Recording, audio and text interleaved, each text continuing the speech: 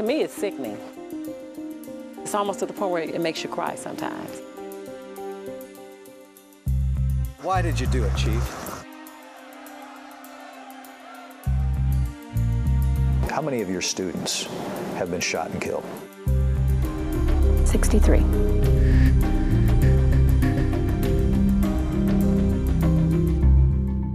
A half-century ago, East St. Louis was an all-American city. Today, it's one of the most depressed and violent cities in the country. Prosecutors call it America's war zone. I've spent nearly a decade there investigating the school district, police, and politicians. Tonight, News 4 investigates how corruption has crippled this beaten-down community, making it harder to do almost anything, including enforcing the law. Did you commit fraud, Larry? Negative, sir. They are supposed to enforce the law. Can I read the warrant to you? But repeatedly. Did you text criminals and warn them that police officers were coming to get them? Police in East St. Louis and the villages surrounding. Sir, can you talk about the allegations against you? Have been charged with committing serious crimes in the line of duty. Mr. Halter, why were you arrested today? I don't know. You don't know. Well, here's your complaint. Why don't you read the criminal complaint? It might have been for sucking your Excuse me? Many of them have bounced from one small-town police department to another, often getting hired because of their connections to a chief or more prominent politicians who are either corrupt or conveniently choose to ignore complaints about their favored cops. Either way, the process of law enforcement is corrupted. We're trying to keep the neighborhood safe. 4 years ago, then East St. Louis Police Chief Michael Baxton showed us how his officers were reducing crime in the city by cracking down on hotspots where they often found illegal drugs, piles of cash, and loaded guns. The key is what?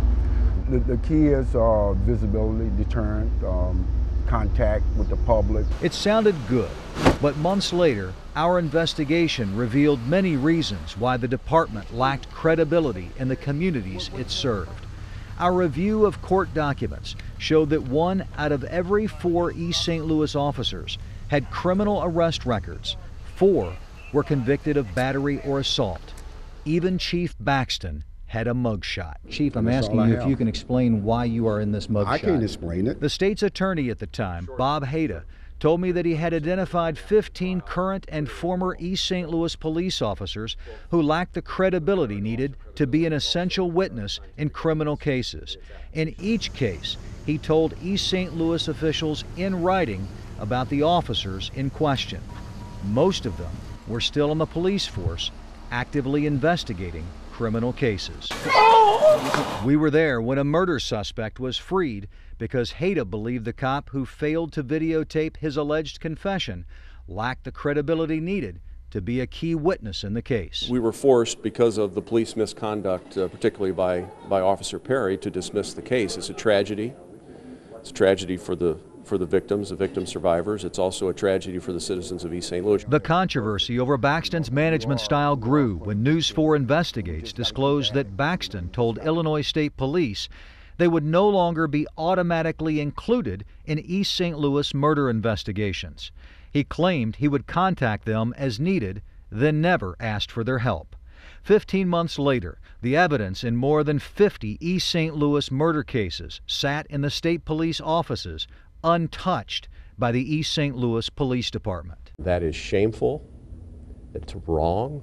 It needs to be addressed immediately. It's a disgrace. Annette Bowers, the mother of 25-year-old murder victim Larry Bowers, learned that the evidence in her son's case was still stored at state police offices in Collinsville and had apparently not been reviewed by East St. Louis cops for at least 15 months. You letting murderers walk around in your city and it's sitting in a vault?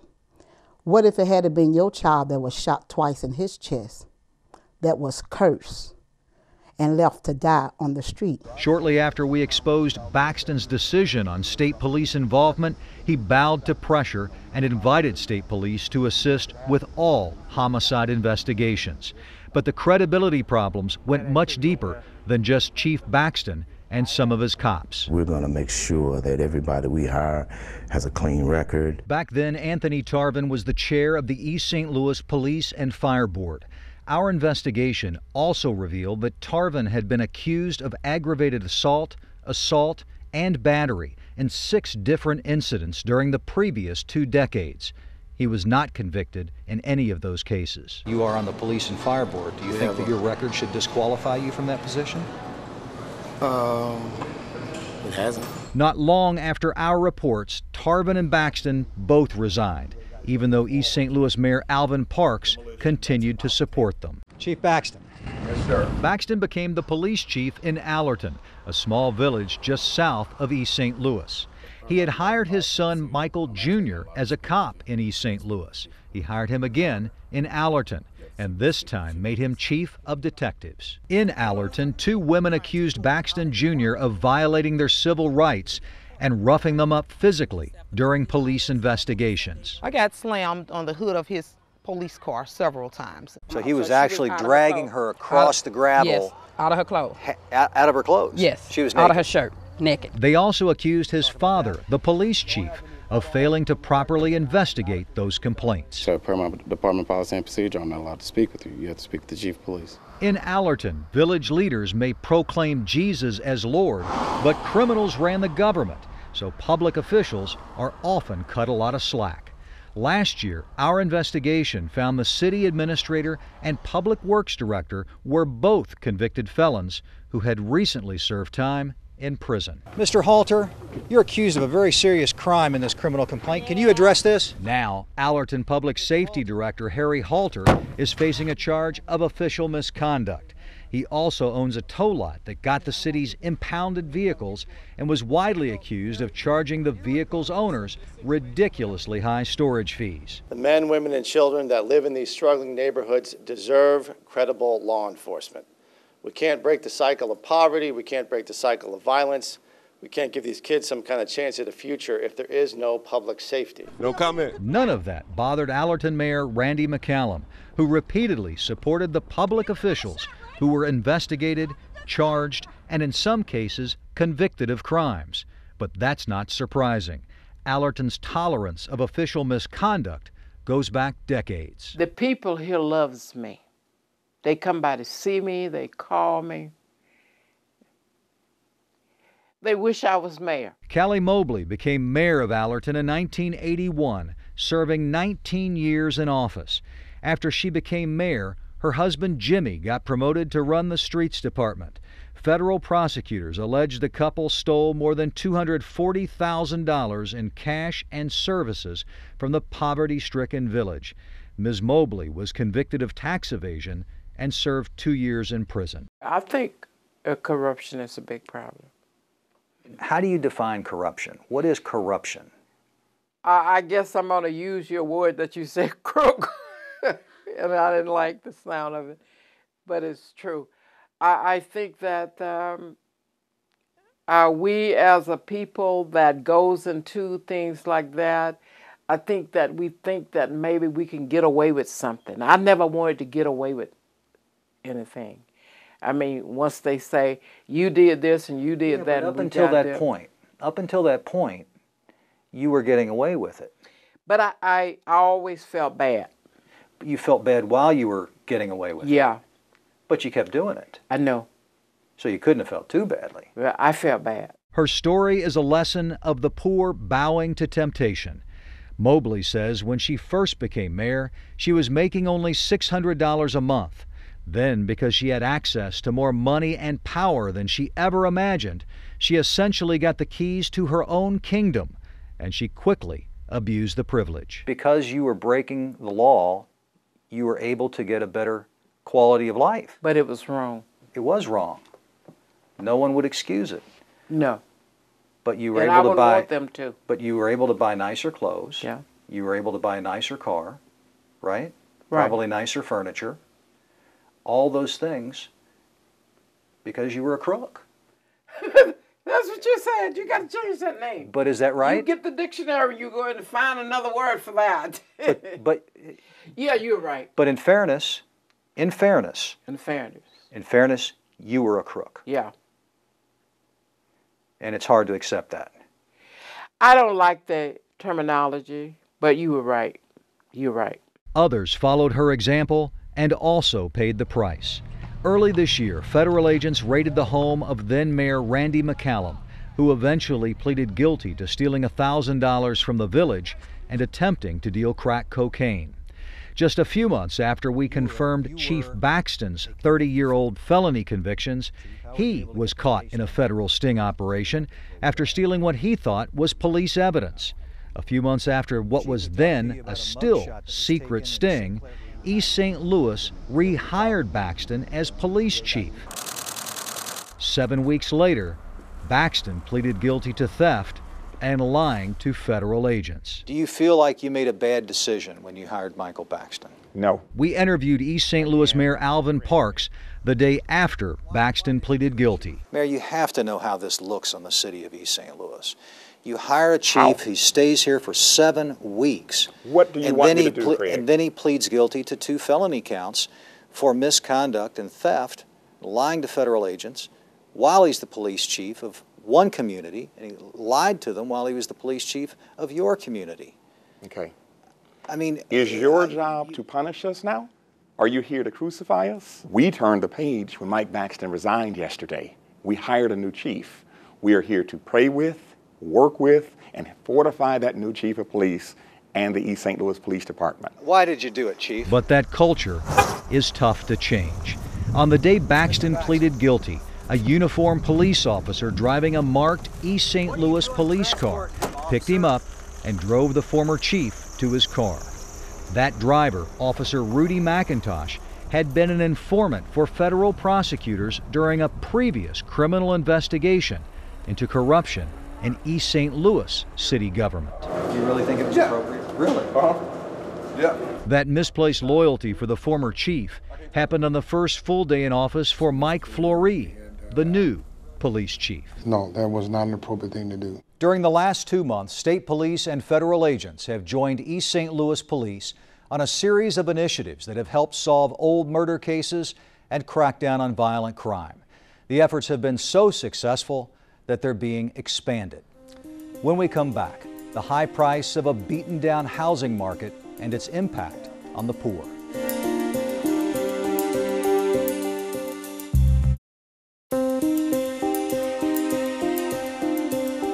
The collapse of the East St. Louis area weakened a housing market that's been dominated by slumlords and out-of-town speculators.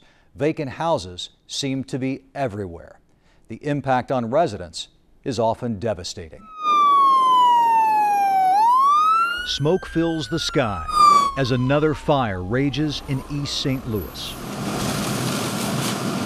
The fuel for the blaze is the dry, rotted wood of abandoned houses, the kindling of countless urban infernos. A dozen families live within a block of the fire that threatens to get out of control. Are you trying to make contact? As firefighters put out the flames, we hear the sirens of police racing to an unrelated emergency. Who owns those houses? I don't know. During the last few years alone, hundreds of vacant houses have burned in East St. Louis, and many of them still stand as charred shells, waiting to be torched again. To me, it's sickening. The Tanner family lives next to this mess. They bought their home 30 years ago and take good care of it. But most of the block is abandoned, and 2 of the vacant houses right next to them caught on fire this summer. The fire also damaged the Tanner's home. When people come from out of town, and they always ask that same question. What is this over here? It's vacant houses. I said we can't seem to get anything done. This one has a code violation notice on it, dated last September. The owner had 10 days to repair the violations or supposedly feel the wrath of East St. Louis city officials. But that was a year ago. Clearly they didn't fix any of it, so what does that tell you? That nobody follows through on anything around here. I'm not surprised. East St. Louis Regulatory Affairs Director Robert Betts says the city is overwhelmed with the problem. He says the city has suspended demolitions. Betts says budget cuts have gutted his office, which now depends on volunteers to do some of the government work. It's almost to the point where it makes you cry sometimes. It's kind of degrading. What was this neighborhood like when you moved in 33 years ago? This was one of the nicest neighborhoods you could move in. Columbus Liddell raised a family on the opposite side of the city. Now he has a half dozen vacant homes on his block alone. It's hard to swallow. it's hard to swallow because I know I'm not the only one pay tax in East St. Louis. And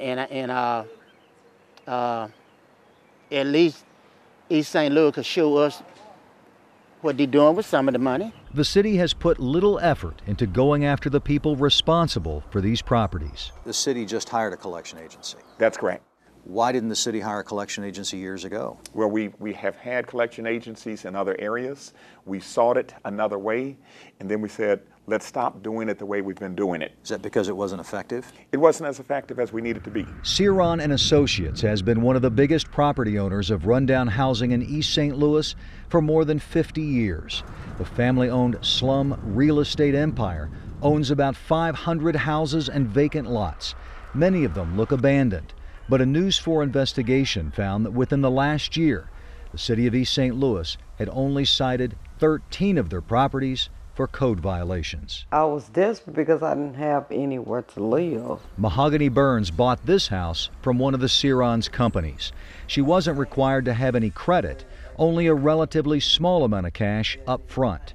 She bought it for nearly $30,000, about 6 times what the Ceron's company paid for it. What's it been like doing business with Mr. Ceron?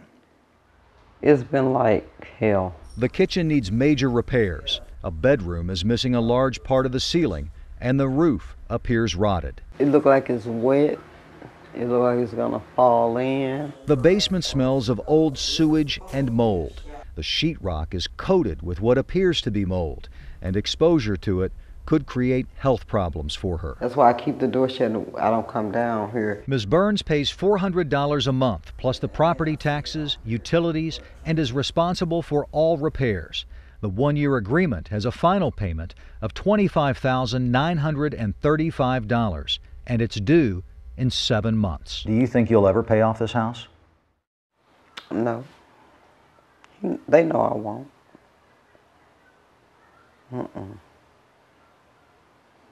That must be hard. It is. Because, you know, they prey on low-income people.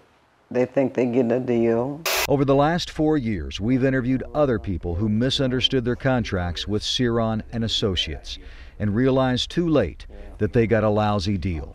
The impact of that news was often heartbreaking.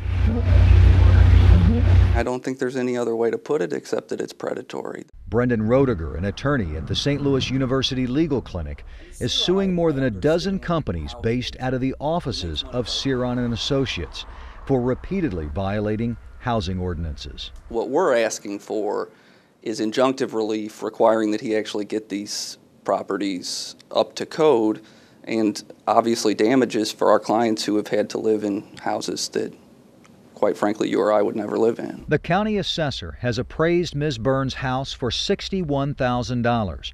That's 12 times more than what Ceron paid for it. Since Ms. Burns pays the property taxes, the seemingly unfair appraisal costs her even more money. Any improvements she makes to the home will also benefit the Cerons, since it's unlikely she'll come up with the cash needed to pay off the loan, and the Cerons will remain the owners. Ms. Burns works 6 days a week just to come up with the money needed to pay for this house. What is it like to work that hard for something and then find out that it's not what you thought that it was? It's really hard. You know, it's disappointing because he prey on the low income. You know, I mean, you know, you can go get his list of houses. You're not going to find anything in Belleville. You're not going to find anything in Collinsville. You're not going to find anything in Granite City. Everything is going to be right here in East St. Louis or Washington Park. If you're not embarrassed by the way that you're operating these properties down here, why don't you just come out and talk with us about it? Over the summer, we made repeated attempts to interview company founder Ed Ceron and his son John, but they refused. I need to talk to my son. Actually, we need to talk to you. 4 years ago, we caught up with Ed at a charity golf tournament. Can you talk to us about how you conduct business? Very effectively. You got to know that these folks aren't going to pay that off. Okay. Seriously, don't you know? Okay. You know that. Okay, yes. They are the housing market, and they've driven the rest of the market into the ground. I think it's, at this point, it's hard to imagine a way out of what Ceron has created. The Sirons cornered much of the East St. Louis area market by supporting key politicians like longtime Allerton Mayor Callie Mobley. Mr. Siron is my friend. He's a nice man. Mobley admits she never cited any of the Sirons' properties for code violations during her nearly 20 years in office, despite getting many complaints. The former mayor, a notorious slumlord in her own right, had a strong incentive to take it easy on the Sirons. According to records filed 7 years ago in the Mobley's bankruptcy case, they owed Siron and Associates $217,000 for property they purchased from the land baron. Most of the Mobley's net income was used to pay off that debt. Has that been good for the area? That it's so much under his control? I think it's been, you know, when you look at a small area like this, I think it's been good for it because there's people that, like I said, could not afford to go to the bank or to maybe other real estates and say, well, look, I got $500, I want to put it down on, they don't have the credit, and you know what I'm saying. And I just want to be fair. To use her words, to be fair, it's impossible to understand the deeper impact of the Siron influence unless you examine the role of vacant house fires in the East St. Louis area.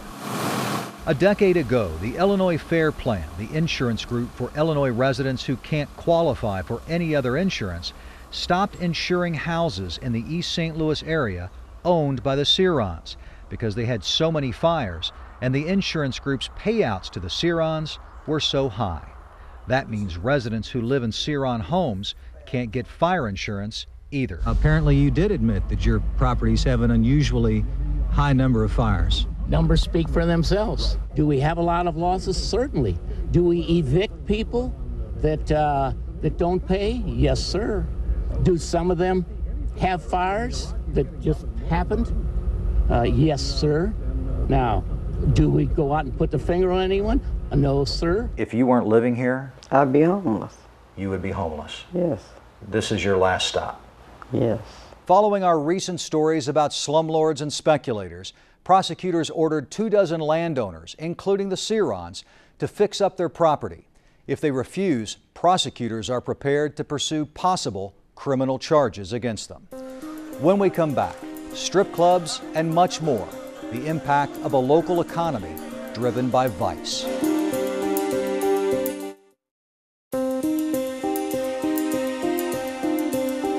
Strip clubs, food marts charged with selling illegal synthetic drugs, and overnight nightclubs with histories of violence.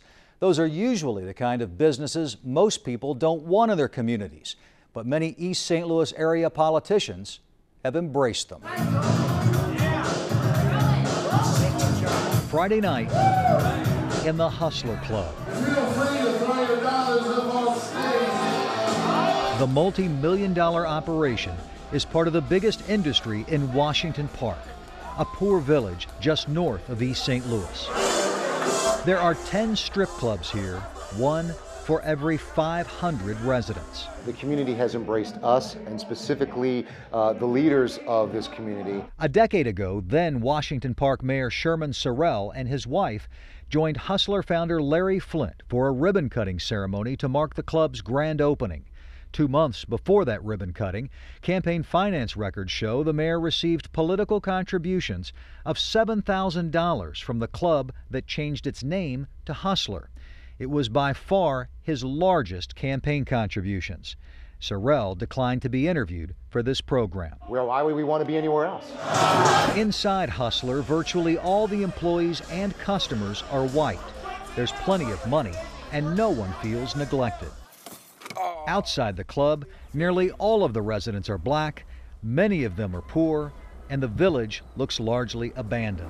Since the Hustler ribbon cutting, Washington Park has filed for bankruptcy twice. Gambling, strip clubs, and convenient marts and other businesses selling booze seem to drive much of the economy in the East St. Louis area. Some nightclubs stay open until 6 a.m. I think, to be honest, those are the people that are willing to come here to invest. Vicki Forby is the executive director of Emerson Park Development. an East St. Louis nonprofit that runs a job training program, a charter school, and has partnered on the development of hundreds of housing units. Investors are always looking for a return on their investment, and rightly so. And I think that they are afraid to make the investment and take the risk here. Emerson Park's biggest project was Parsons Place, a partnership with developer McCormick Barron Salazar. Built a decade ago next to the light rail line, Parsons Place now has nearly 400 apartments and a dozen homes. Despite being in a community decimated by poverty, corruption, and violence, Parsons Place inspired a second successful development next to it. Is there a lot of violence? Yes. Do I focus on that? No. Do I focus on the corruption? No. Do I focus on the negative? No. If I did all of those things, I'd be like those investors and I'd leave. There are serious investors in East St. Louis, but many of them aren't serious about developing their property. A News 4 investigation found that much of the vacant land and housing is owned by speculators who don't live in East St. Louis. One by one, some of the worst looking real estate in St. Clair County is sold to the highest bidder. This auction features property taken from previous owners who didn't pay their taxes. 5 years ago, we watched as two guys from the Chicago area bought land in East St. Louis at a faster rate than anyone could remember. Now the three companies based out of this small home in Skokie, Illinois, own nearly 800 pieces of property, hundreds more than the next largest private landowner. The area looks pretty good right now. A.J. Baba, who refused to name his investors during our interview 5 years ago, was the only publicly identified company official. He admitted that he planned to do nothing with the property. You know what the problem with a lot of the stuff that goes on? Sometimes you build something, they destroy it. You gotta wait for some positive aspect. Speculators have also tied up much of the property on the underdeveloped East St. Louis riverfront, possibly the most prized land in the Metro East. Although city leaders have often talked about ambitious plans for this area, those plans often failed partly because there was never a unanimous agreement on how to develop it. Sometimes it feels like it's a fight to make things happen. In other words, East St. Louis is often its own worst enemy, and it's been like that for a very long time. Nearly a century ago, the city was the scene of the worst race riot in American history. Perhaps as many as 200 blacks were killed. Thousands were left homeless as whites attacked African Americans for taking jobs they felt belonged to them. During the first 30 years after World War II, the East St. Louis area lost tens of thousands of jobs as employers moved to less expensive places to conduct business. And in the late 60s, 70s, and 80s, thousands of whites left for the suburbs. Why do you think it changed? I don't know. I couldn't explain that to you. I would like to know that myself, why they all ran away. The white people? They all ran away. How long did it take the white people to leave? You know, I can't think, not too many years. They didn't stay, they left. Helen Lewis was the first black woman in her Washington Park neighborhood. I think they didn't want to live around us. Did you see white people leaving when there was only one or two black people here? Or did it take more black people to come to the neighborhood before the white people left? Well, when the more black people come in, they left. That's when the white people left. So you think that some of the white people thought it was maybe okay for just a few black people to live here, but not a lot of them. There weren't a lot of them, but a lot of them moved in. And when more black people moved in, then more white people left. And more white people left.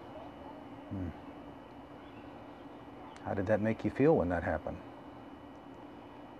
Yeah, it was kind of crucial. Did it hurt? A little bit. The so-called white flight left a deep wound for many blacks left behind, but thousands of blacks also moved out of East St. Louis and the surrounding villages. People chased the money. Chase the money, absolutely. And if they could move out and get a better job and buy a better house and put their kids in a better school district, in most cases, didn't they do it? Wouldn't you? Absolutely. Yeah. I think that people are human, and they are going to do what is best for their self-interest first. And I think that's what happened. Now, according to the latest census figures, 98% of the people living in the East St. Louis area are black. 4 out of 10 East St. Louisans live in poverty, more than triple the state average. Residents here are far less likely to have graduated from college and far more likely to be unemployed. Repeated scandals and criminal prosecutions of public officials have prompted even less confidence among investors who might be willing to conduct business here. Somewhere we have lost our way when it comes to black leadership in East St. Louis. Retired nurse Phyllis McReynolds says 6 generations of her family have lived in East St. Louis. She still lives in the city and is a leader at Mount Zion Missionary Baptist, one of the oldest and most active churches in East St. Louis.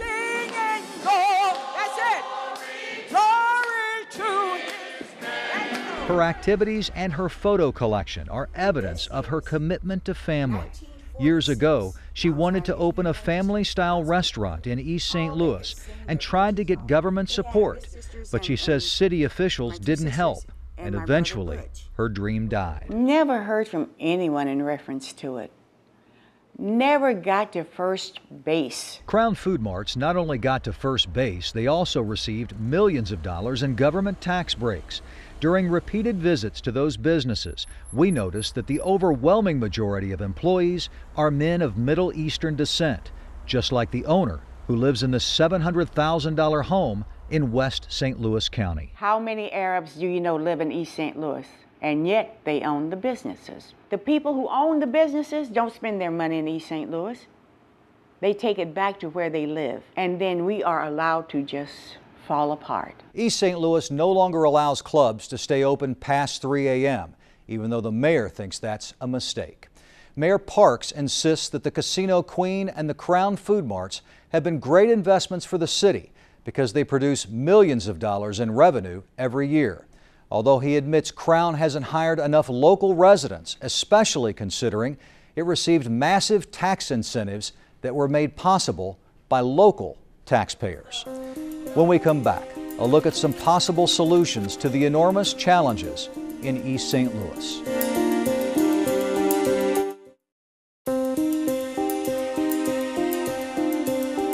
The problems in East St. Louis can seem overwhelming. In many cases, the keys to finding solutions come by understanding who is there and what they need to be safe and successful. You ready? Playing catch with his 2 sons. Good catch. Matt Hawkins is doing what so many of us try to do. All right. Spend time with our children and plant the seeds that will help them grow into good people who work hard to make their communities a better place. It is our duty to manage our community, and no one can take that away from us. And we should never turn our back on it because it is us.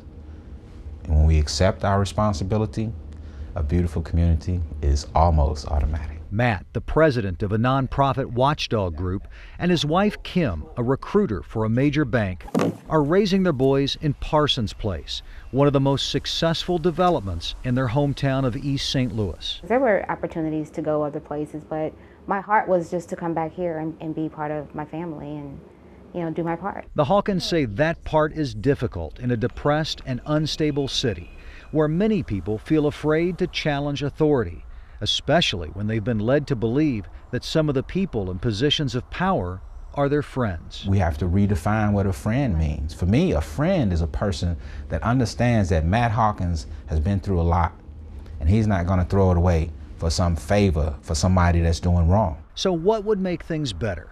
Matt Hawkins believes there are too many taxing districts in the East St. Louis area that seem to be designed mainly to provide jobs for politicians and their supporters.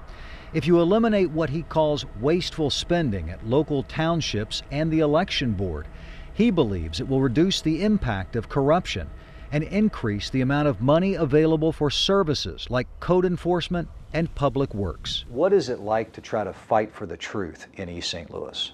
It's the hardest fight that you're going to have. The challenges seem overwhelming. How many of your students have been shot and killed? 63. All I was thinking about was death. I was going to get shot. At the Emerson Park School and Job Training Program, students like Rico Perkins. Can you imagine before your 14th birthday, you're like, Lord, am I going to live to see 14? Am I going to live to see 15? And Elena Burries try to survive the violence that has devastated the city. My whole world just came tumbling down right on top of me when they told me that he got shot. I just wanted to go and make sure that it wasn't really him. But I knew it was, and I couldn't do nothing about it. 63 since 1994. Emerson Park's executive director, Vicki Forby, works with young adult students, many of them committed to turning their lives around and giving back to the community, but often finding little opportunity to work in the city and help rebuild it. I think people have done what they had to do to survive, and I think people will do that in any part of this world. And at times, it's a seemingly impossible task. What was it like to look over your shoulder all the time? Devastated, scared. Carl Willis wants to work in construction and eventually own his own company. But he's still in a gang and not ready to leave it because of the loyalty and respect he believes he gets from being a part of it. I'm gonna leave it one day. I ain't saying now, but one day I am. When the time comes, I'll be ready. To leave the gang, Carl may have to take a severe beating, or he could be killed. This was a beautiful community. This can be a beautiful community. Forby says the time has come to take drastic actions, like closing nightclubs and liquor stores at 10 p.m. and bringing in the National Guard to save a community that has been unable to save itself. I don't think there's anything wrong with having the National Guard come in. This country doesn't mind invading another country to restore peace and deflect violence and restore government. So why are we afraid to do it here? There have been dramatic actions taken recently, including police raids on overnight clubs and Crown food marts. The state's attorney charged the Crowns with selling illegal synthetic drugs and other crimes. The nightclubs also face criminal charges. And a regional law enforcement commission has been created to provide oversight of the troubled East St. Louis area police departments and allow communities to use tax money usually set aside for development to help pay for law enforcement. The triple threats of poverty, violence, and corruption have cast a shadow over these cities for a long, long time. But I believe in the people of East St. Louis. They are fighting not just for their part of the American dream, they are fighting for their lives. And they deserve the best from us as public servants. Taking back East St. Louis will take much more than late-night marches through the John DeShields public housing complex, which prosecutors say has a higher murder rate than Juarez, Mexico, one of the most dangerous cities in Latin America. It really hurts. Evidence of systemic neglect is everywhere at the DeShields complex. The federal government failed to provide proper security, and the closed Lincoln High School is now a public disgrace, even a year after the state took control of the school district. They don't care about the community, they don't care about the people. Inside the school, more evidence of systemic failure, massive taxpayer waste, and mismanagement. Over the years, our investigations found that the elected school board often chose to spend millions of dollars on jobs for family, friends, and political cronies, instead of hiring more qualified teachers that live in their own community. Now it sits as the latest reminder that something once treasured is now trashed. Until you understand the tough work of building a community, you cannot really appreciate it. And we want to appreciate our community. We want our community to appreciate us. The troubled East St. Louis school district, dominated for years by politics, remains one of the biggest obstacles to improving the community. As long as test scores and graduation rates are among the lowest in the state, many experts say the community will continue to struggle and it will be much slower to rebuild. When we come back, the story of little Ike and other children who want more and are willing to work for it.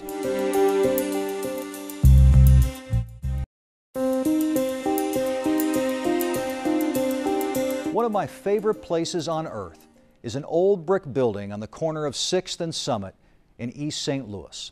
That's where you'll find the Christian Activity Center. I served on the center's board of directors for 5 years and was even the president. But that was a long time ago, and it's not why we're telling the center's story. You see, I've seen dramatic impact that the CAC has had on hundreds of children, and tonight you will too.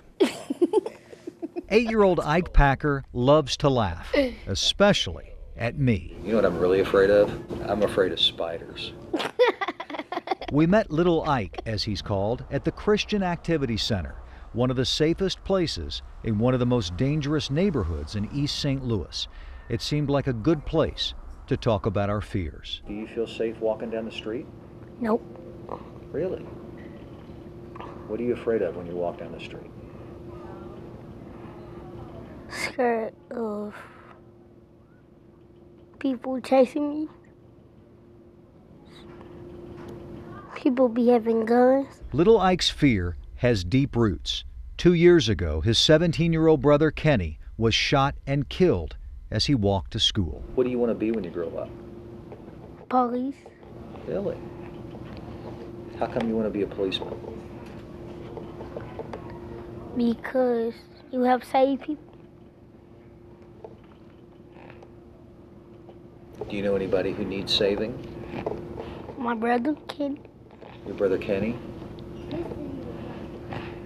How does your brother Kenny need saving? Bring him alive again. How do you help a kid like Ike? You love him. You support him. Chet Cantrell has been the executive director of the CAC for more than 20 years. In all African dialects, just about, the word that translates from love is, I see you with my eyes. That's what it means. And so all kids just want to be seen, and they grow and flourish if somebody sees them and sees their potential and speaks that to them. The CAC has helped thousands of East St. Louis children develop their potential and create a safe environment with rules that hold them accountable for misbehaving. The neighborhood around the CAC is one of the poorest and most violent in the entire St. Louis area. The staff says children who are actively involved in the center's programs are far less likely to join gangs or do illegal drugs, and in many cases, their grades improve dramatically. Hey, what are you doing? I don't know. I'm helping you. Can I help you too? For 17-year-old Xavier Swope, coming to the CAC as a young boy and now as a part-time worker has given him the opportunity to learn, become more focused, and give back to the community. My dream, probably to see East St. Louis actually be known for our goodness instead of our badness. It changed my life. It really did. Michael Payne, a former CAC kid, helped launch the center's computer lab more than a decade ago. Now he's planning to pursue a PhD in computer science, focusing on facial recognition programs that could help businesses and law enforcement. After getting his doctorate, he'd like to open a network security business in East St. Louis, possibly training and hiring East St. Louis residents. People need mentors. Whenever you're trying to do something or get somewhere, you need somebody that's been there or at least knows how to get there to be able to help you. I believe I can fly. According to the center, children who attend at least 3 days a week have a 97% high school graduation rate, more than double the citywide average. And after graduation, 3 out of 4 CAC kids attend college or a trade school. That's almost 6 times the average for the city as a whole. Michael Payne is only one of many success stories. I know there's issues, but I try not to see the issues. I try to see how to fix them. You know, a lot of times people go and they see things, well, it's just bad, and it's just bad, and this is wrong, and that is wrong, you know. But, you know, what are you actually trying to do to help? It's the kind of environment designed to support the hardworking families caring for kids like little Ike. Ike told me he feels safe here. Yeah. And that he doesn't always feel safe when he leaves here. And that's tragic. No kid should be afraid. Is that little Ike? We told East St. Louis Police Chief Michael Fleury about little Ike. I heard you want to be a police officer. You do? Yes. Come on, let me show you I'm gonna show you my car. And the chief couldn't wait to meet him. Push that button.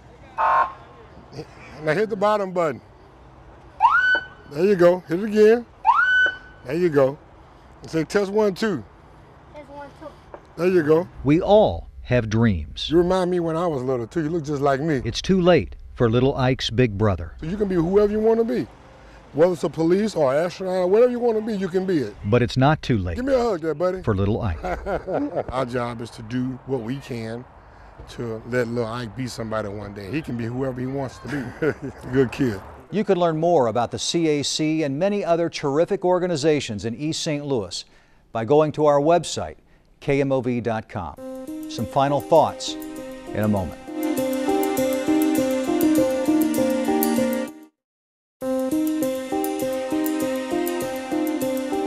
Corruption isn't new in East St. Louis. It began many decades ago with crooked white politicians and businessmen. But today, East St. Louis is less than half the size it used to be. And in a community this depressed, corruption takes a much heavier toll. There are no simple answers to the massive problems in East St. Louis, but it will take bold actions that hold people accountable, but still see the dignity and goodness in residents who have never given up. Something that's easy to do when you live in America's war zone. I'm Craig Cheatham. For all of us at News 4, thanks for watching.